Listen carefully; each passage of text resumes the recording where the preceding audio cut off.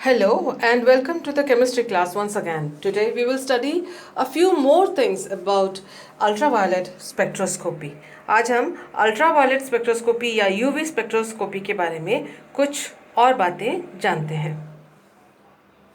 इससे पहले कि हम अल्ट्रावायलेट स्पेक्ट्रोस्कोपी तक पहुँचे हमें कुछ बैकग्राउंड नॉलेज होना चाहिए। आइए देख लेते हैं आज का इन्फॉर्मेशन जो अपने अभी स्क्रीन पे दिख रहा है। ये जो स्पेक्ट्रोस्कोपिक टेक्निक्स हैं वो किस चीज़ से ताल्लुक़ रखती हैं वो जान लें। कॉम्पिटिटिव एग्ज़ाम्स के नज़रिए से ये इन्फॉर्मेशंस जो हैं वो इम्पॉर्टेंट हैं। देखिए जो रेडियो वेव्स होते हैं और जो गामा वेव्स होते हैं, गामा रेज, ये स्पेक्ट्रम के दो ऑपोजिट सिरे हैं। ये रेडियो वेव्स जो हैं वो लो एनर्जी रेडिएशंस हैं और गामा वेव्स जो हैं वो हाई एनर्जी रेडिएशंस हैं, जैसा कि हमने इससे पहले वाले वीडियो में या लेक्चर में देखा था। इसमें देखिए जो रेडियो वेव्स है वो यूज़ होता है एनएमआर स्पेक्ट्रोस्कोपी में। तो ये आपको मालूम होना चाहिए कि एनएमआर स्पेक्ट्रोस्कोपी में कौन से वेव यूज़ हो रहे हैं, कौन से रेडिएशन यूज़ हो रहे हैं। ये वाली टेक्निक जो है हम आगे आगे अपने नेक्स्ट क्लासेस में पढ़ेंगे। सेकेंडली जो माइक्रोवेव्स हैं वो रोटेशनल स्पेक्ट्रोस्कोपी उसे कहा जाता है या ईपीआर स्पेक्ट्रोस्कोपी उसको उस तकनीक को कहा जाता है, ये ध्यान रखिएगा। इंफ्रारेड जो स्पेक्ट्रोस्कोपी है, इंफ्रारेड जो यूज़ करते हैं जिस रेडिएशन स्पेक्ट्रोस्कोपी में इस रेडिएशन को, उसका जो है नाम है वाइब्रेशनल स्पेक्ट्रोस्कोपी, क्योंकि वाइब्रेशन जो मॉलिक्यूल के बॉन्ड्स की वाइब्रेशन है उसमें चेंज आता है, वाइब्रेशनल एनर्जी में चेंज आता है इंफ्रारेड स्पेक्ट्रोस्कोपी में। विजिबल स्पेक्ट्रोस्कोपी और अल्ट्रावायलेट स्पेक्ट्रोस्कोपी जो हम पढ़ेंगे, यूवी विजिबल स्पेक्ट्रोस्कोपी हम आगे जाके इस सीरीज़ में पढ़ेंगे, वो इलेक्ट्रॉनिक स्पेक्ट्रोस्कोपी कहा जाता है। जैसा कि नाम से पता पड़ रहा है, इन नामों से ये पता पड़ रहा है कि मॉलिक्यूल में कौन सा चेंज, कौन से एनर्जी चेंज आ रहे हैं। तो इलेक्ट्रॉनिक स्पेक्ट्रोस्कोपी अगर कहा जा रहा है उसका मतलब इलेक्ट्रॉनिक एनर्जी लेवल में चेंज आता है यूवी विजिबल स्पेक्ट्रोस्कोपी के द्वारा। जैसे कि रेडियो वेव्स में एनएमआर न्यूक्लियर मैग्नेटिक रेजोनेंस यानी न्यूक्लियस के एनर्जी लेवल से ताल्लुक़ रखता है। माइक्रोवेव में मॉलिक्यूल के रोटेशनल एनर्जी से ताल्लुक़ रखता है। इंफ्रारेड में मॉलिक्यूल के जो बॉन्ड्स है उसके वाइब्रेशन से वो ताल्लुक़ रखता है। और यूवी विजिबल में जो एनर्जी लेवल्स है, इलेक्ट्रॉनिक एनर्जी लेवल्स, उससे ये रिलेटेड या ताल्लुक़ रखता है यूवी विजिबल स्पेक्ट्रोस्कोपी। एक्सरे जो है वो डिफ्रैक्शन या फोटो इलेक्ट्रॉन स्पेक्ट्रोस्कोपी से कहा जाता है और इसी तरह से जो गामा रेज वाला जो है उसे गामा स्पेक्ट्रोस्कोपी कहा जाता है। तो इस नॉलेज के साथ चलिए हम आगे देखते हैं कि इस टेक्निक से रिलेटेड बातें और क्या क्या हैं। देखिए यूवी विजिबल स्पेक्ट्रोस्कोपी में टाइप ऑफ इलेक्ट्रोमैग्नेटिक रेडिएशन जो हम यूज़ करते हैं, यूवी विजिबल स्पेक्ट्रम उस हिस्से को कहते हैं कि यूवी विजिबल स्पेक्ट्रम वाला जो लाइट है, इलेक्ट्रोमैग्नेटिक रेडिएशन है, उसका हम इस्तेमाल करते हैं। इसमें किस चीज़ का हम अध्ययन करते हैं, किसको ऑब्जर्व करते हैं? इलेक्ट्रॉन्स और इलेक्ट्रॉनिक एक्साइटेशन, यानी इलेक्ट्रॉन लोअर लेवल से अपर लेवल में जाए, इलेक्ट्रॉनिक एनर्जी चेंज हो या फिर अपर से लोअर लेवल में आए, तो उस एनर्जी चेंज को ऑब्जर्व किया जाता है और उस एनर्जी चेंज से ये पता पड़ता है कि कौन सा बॉन्ड जो है वो कंपाउंड के अंदर मौजूद है। इसके अलावा जो type of interaction is absorbance. तो जो हम अवशोषण को ही खास तौर पे यूवी विजिबल में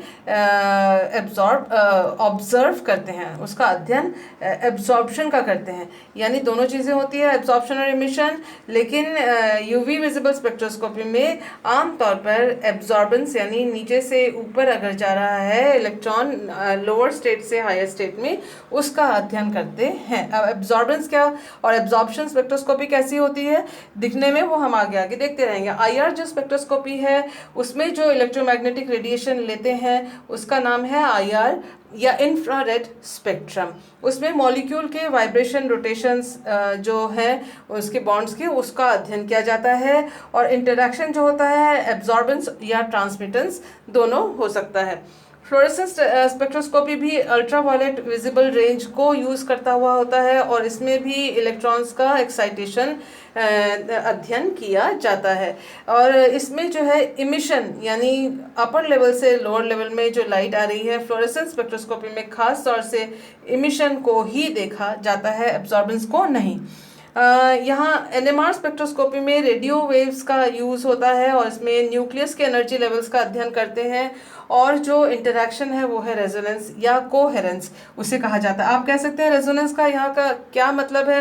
रेजोनेंस का मतलब यहाँ पर स्पेक्ट्रोस्कोपी में है matching, MATCHING, matching of frequency, जो वेवलेंथ या एनर्जी या फ्रीक्वेंसी का बराबर होना, मैच होना, उसे ही फ्रीक्वेंसी उसे ही रेजोनेंस कहा जाता है।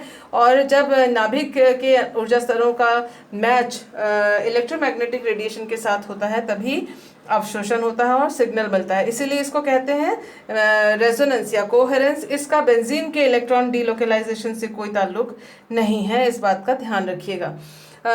एटॉमिक एब्जॉर्प्शन और इमिशन स्पेक्ट्रोस्कोपी, इसमें भी अल्ट्रावायलेट विजिबल स्पेक्ट्रोस्कोपी का यूज़ किया जाता है जब हम एटम्स का अध्ययन करते हैं और एब्जॉर्बेंस या एमिशन इसको स्टडी किया जाता है।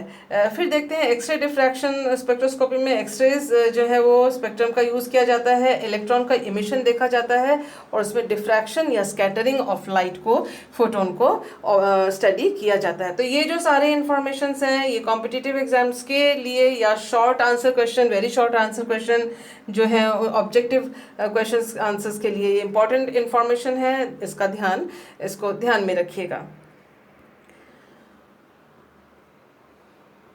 देखिए एब्जॉर्प्शन स्पेक्ट्रम किसे कहते हैं, ये पूछा जाता है। When a continuous radiation is passed through a transparent medium, किसी ट्रांसपेरेंट मीडियम में से अगर ट्रांसपेरेंट जो मतलब जिससे आर पार आप देख सकें यानी लाइट उसके आर पार जा सके, उस मीडियम में कोई कंटिन्यूअस रेडिएशन को पास किया जाता है, ए part of the radiation may be absorbed. जितने बहुत सारे लाइट्स जो है वो वेव लेंथ्स जो है वो मान लीजिए उसमें से ट्रांसमिट हो रहा है, उसमें से पास हो रहा है मीडियम में से, मान लीजिए ये सॉल्यूशन है और सॉल्यूशन में से हमने लाइट दी, मान लीजिए येलो लाइट दी। येलो लाइट केवल एक वेवलेंथ नहीं होगा, केवल एक ही फ्रीक्वेंसी नहीं होगा, उसमें येलो लाइट की एक रेंज होती है, सारी की सारी हमने उसमें से लाइट में कंपाउंड में से सॉल्यूशन में से पास की। तो जब हमने मान लीजिए यहाँ पर उसमें 10 वेवलेंथ्स थी या यहाँ जैसे 1 2 3 4 5 6 वेवलेंथ्स डाली हैं और निकल कर आई हैं 3 या 4, तो उसका मतलब एक वेवलेंथ जो है वो यहाँ अवशोषित कर ली गई है। तो जब हम जो डाल रहे हैं रेडिएशन और जो निकल रहा है उनमें जब निकलने वाले रेडिएशन में जो कमी आ जाती है वेवलेंथ की, मतलब जो वेवलेंथ जब निकल रहा है सॉल्यूशन के बाहर से रेडिएशंस, उसमें अगर वो एब्सेंट होता है यहाँ से जाने वाला रेडिएशन, तो उसका मतलब वो अवशोषित कर लिया गया है। और the part of the radiation may be absorbed and residual radiation will yield spectrum with gaps in it in terms of energy और वेवलेंथ। यानी जो बाहर निकलने वाला जो ट्रांसमिटेड या जो प्रेषित रेडिएशन है उसका अगर हमने उसको ऑब्जर्व किया, उसका चार्ट बनाया, तो हम देखेंगे कि कुछ इसमें जो यहाँ से हम डाल रहे थे स्टार्टिंग में उसमें से कुछ यहाँ पर निकलने में वो एब्सेंट हैं। तो इस तरह के जो स्पेक्ट्रम जो आएगी उसमें कुछ कुछ ब्लैंक जगह या गैप आएगा। किस प्रकार से होता है इसको हम नेक्स्ट स्लाइड में समझेंगे। इमिशन स्पेक्ट्रम किसे कहते हैं ये समझ लीजिए एक बार। This spectrum is obtained when light is emitted by an excited molecule excited state material after it comes down to the ground state from excited state. ये इसमें ही कहा गया है कि अगर मान लीजिए कोई सिस्टम है जो लोअर स्टेट से अपर स्टेट में गया था, अपर स्टेट जो होता है वो अनस्टेबल होता है, थोड़ी देर में अपर स्टेट से वो नीचे लोअर स्टेट में आ जाता है और जो ये एनर्जी है वो लाइट के रूप में बाहर निकल जाती है। तो जब एमिशन स्पेक्ट्रम में एक्साइटेड स्टेट का मॉलिक्यूल जब ग्राउंड स्टेट में आता है तब जो ऊर्जा वो बाहर निकालता है उसको हम इमिशन स्पेक्ट्रम कहते हैं। अगर उसका हम स्टडी करते हैं या उसको हम डॉक्यूमेंट करते हैं।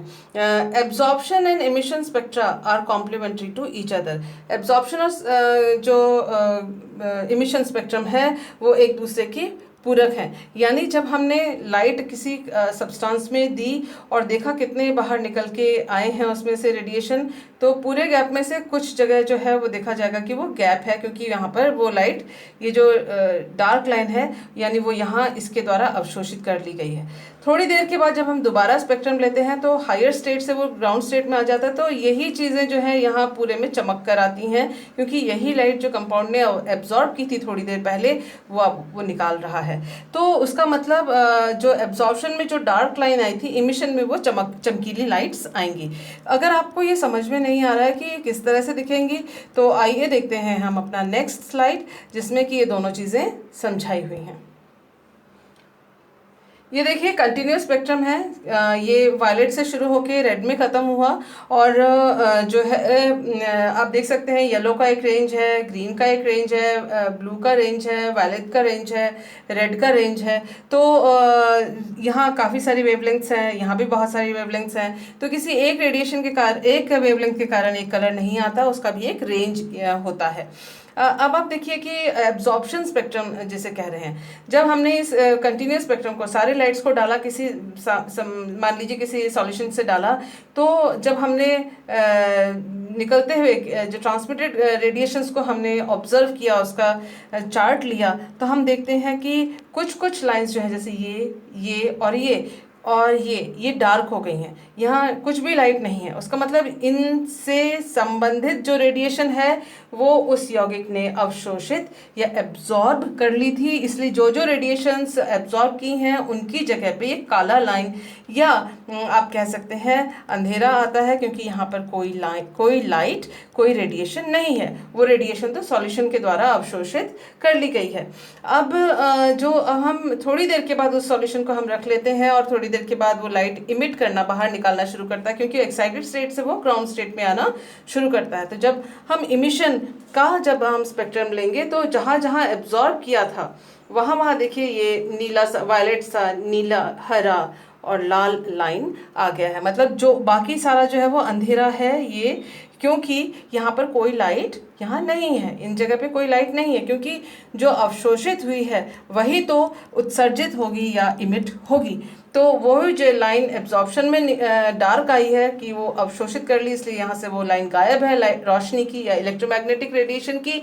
वो ही लाइन जो है इमिशन स्पेक्ट्रम में चमक कर आती है, उसके ही लाइट्स आते हैं, क्योंकि जो अवशोषित की गई है इमिशन स्पेक्ट्रम में वही तो वापस हमको लाइन, स्पेक्ट्रल लाइंस देगी। तो इस तरह से जो है एब्जॉर्प्शन और इमिशन स्पेक्ट्रम एक दूसरे के पूरक हैं। इन दोनों को अगर आप मिला देते हैं, एब्जॉर्प्शन और इमिशन को, तो आपको कंटिन्यूस स्पेक्ट्रम मिलता है। यानी जो यहाँ गायब है वो यहाँ चमकेगा और जो यहाँ गायब है वो यहाँ दिखेगा। तो इस तरह से एक दूसरे के ये कॉम्प्लीमेंट्री स्पेक्ट्रम कहलाते हैं। देखिए आपकी स्क्रीन पे है यूवी स्पेक्ट्रोमीटर। पहले ही बहुत बड़े आकार के होते थे, धीरे धीरे जो टेक्नोलॉजी के एडवांसमेंट के साथ चीज़ें छोटी होती चली गई। इसके साथ देखिए कंप्यूटर मॉनिटर लगा हुआ है और ये है स्पेक्ट्रोफोटोमीटर, और यहाँ से इसके अंदर ही लाइट का इंतज़ाम होता है और यहाँ पर ही कावेट यानी जो सेल होता है क्वार्ट्ज का, उसके अंदर सॉल्यूशन रख कर यहाँ पर जो है अंदर ही अंदर सारे ऑब्जर्वेशंस हो जाते हैं, जो कि कंप्यूटराइज्ड हम यहाँ पर देख सकते हैं। ये देखते हैं नेक्स्ट स्लाइड, कावेट किसे कहते हैं, देखते हैं नेक्स्ट स्लाइड। देखिए ये कावेट्स हैं, कावेट यानी क्वार्ट्ज के जो ये हैं जो कंटेनर है जिसके अंदर हम अपना सॉल्यूशन, जिस कंपाउंड को हम ऑब्जर्व करना चाहते हैं, जिसका यूवी विजिबल स्पेक्ट्रोस्कोपी लेना चाहते हैं, उसको इसमें अंदर डालते हैं। और आप जैसे देख रहे हैं यहाँ के यूवी ट्रांसपेरेंट होते हैं। यूवी ट्रांसपेरेंट का मतलब यूवी रीजन में ये अवशोषित कुछ भी नहीं करते, इसलिए इसको यूज़ करने में कोई कठिनाई नहीं होती और स्पेक्ट्रम में कोई अंतर नहीं आता। ये देखिए लाइट इसके सॉल्यूशन के बीच में से जा रहा है, लाइट पास किया जाता है और जिसके बाद की ऑब्जर्वेशन लिया जाता है, इसे कहते हैं कावेट। टेस्ट ट्यूब नहीं कहते, इसे कवेट कहते हैं, इसका ध्यान रखिएगा। ये देखिए कि एक यूवी विजिबल स्पेक्ट्रोस्कोपी का एक जनरल सा तरीका है कि किस तरह से ये काम किया जाता है। स्पेक्ट्रोफोटोमीटर के अंदर लाइट सोर्स होता है, स्रोत से लाइट निकलता है जो हम चाह रहे हैं उस वेवलेंथ रेंज का, और उसके बाद ये देखिए कॉलीमेटर से पास हुआ, फिर प्रिज्म से निकला और इस तरह से रेडिएशंस अलग हुए हैं, और फिर उसको वेवलेंथ सिलेक्टर में से निकालते हैं। वेवलेंथ सिलेक्टर में से कि भाई आपको कौन सा वेवलेंथ चाहिए, उस तरह से वेवलेंथ हम सिलेक्ट करते हैं, और जो इंस्ट्रूमेंट होता है उसमें बटन या रेगुलेटर्स होते हैं जिसको आप घुमाकर वेवलेंथ सिलेक्टर को यूज़ कर सकते हैं। फिर वो कवेट में से जो है, कवेट में सॉल्यूशन रखा जाता है, डाइल्यूट सॉल्यूशन, कंसंट्रेटेड नहीं, और उसमें से लाइट पास की जाती है। और यहाँ डिटेक्टर होता है। डिटेक्टर जो है वो जो अवशोषित किरणें हैं या फिर जो ट्रांसमिटेड किरणें हैं उनका जो है लेखा जोखा करके, और फिर कंप्यूटर के द्वारा इसको सिग्नल को कंप्यूटर के द्वारा फिर हम इसका जो डेटा है वो पता कर सकते हैं। तो ये जनरल एक डायग्राम है जिसके द्वारा यूवी स्पेक्ट्रोस्कोपी को समझाया के काम को समझाया गया है।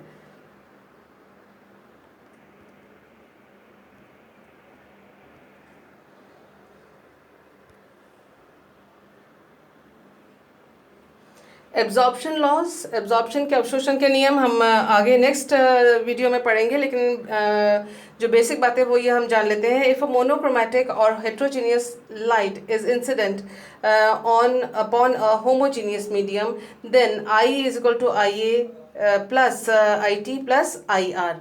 तो जब कोई मोनोक्रोमैटिक लाइट, मोनोक्रोमैटिक यानी एक ही वेवलेंथ उसके अंदर हो, एक वर्णी प्रकाश जिसे कहते हैं, या फिर हेट्रोजीनियस लाइट, या जिसके अंदर दूसरे जो वेवलेंथ्स भी हों या मोनोक्रोमैटिक नहीं हो, वो लाइट भी अगर किसी होमोजीनियस मीडियम समांगी जो सॉल्यूशन है या माध्यम है उसमें से अगर उसको पास किया जाता है, तो इंसिडेंट जो रेडिएशन, उसकी इंटेंसिटी, तीव्रता, जो आपतित किरण की तीव्रता जो है उसको आई से अगर हम दिखाते हैं तो उसका जो समेशन होगा वो कुल मिला के जो लाइट एब्जॉर्ब की गई है, अवशोषित की गई है, जो लाइट उसमें से निकल जाती है या ट्रांसमिटेड हो जाती है उस माध्यम में से, और कुछ लाइट जो रिफ्लेक्ट हो जाती है उस वाले माध्यम में से प्रतिबिंबित हो जाती है। तो इन सारे रेडिएशंस को अगर हम इनकी इंटेंसिटी, तीव्रता को जोड़ें, वो तीव्रता बराबर होती है इंसिडेंट रेडिएशन के तीव्रता के। ये आप पहले भी आपको मालूम होगा, लेकिन एक बार और रिफ्रेश कर लेते हैं अपनी मेमोरी। और नेक्स्ट जो अपना क्लास होगी नेक्स्ट, उसके अंदर हम इससे आगे एब्जॉर्प्शन लॉज के बारे में आगे पढ़ेंगे, लैम्बर्ट बियर्स लॉ के बारे में हम पढ़ेंगे।